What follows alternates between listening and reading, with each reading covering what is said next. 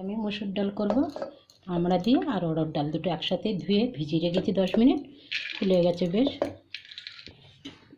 অল্প জল দিয়ে দিলাম কুকারে, দিয়ে একটু হলুদ দেবো, দিয়ে একটা সিটি লাগিয়ে নিচ্ছি।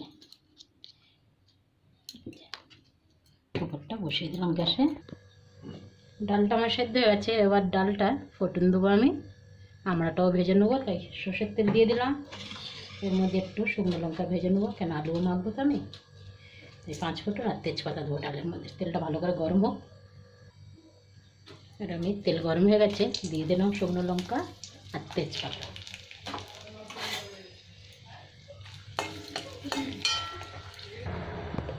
পাঁচ ফোড়ন দিয়ে দিলাম। এবার সাথে আমড়াগুলো দিয়ে দিচ্ছি। আমড়াগুলো সব ছাড়িয়ে রেখেছি। মশলাটা ভালো ভাজা হয়ে গেছে।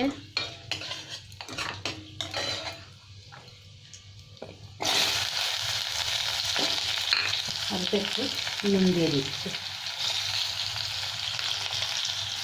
এখানে আমড়াগুলো ভাজা হয়ে গেছে, অল্প জল দিচ্ছি। সেদ্ধ করে নেব।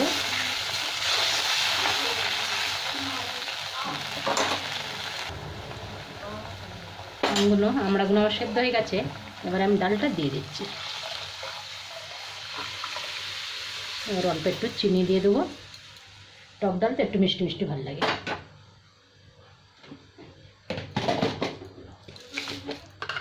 দিয়ে দিলাম চিনি 2 চামচ, কেন অনেক বেশি টক। এবার ডালটা খুব ভালো করে ফুটবে।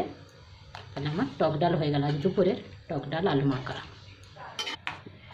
ডালটা আমার খুব ভালো ফুটে গেছে, আমড়াও সেদ্ধ হয়ে গেছে। এবার আমি গ্যাসটা বন্ধ করব।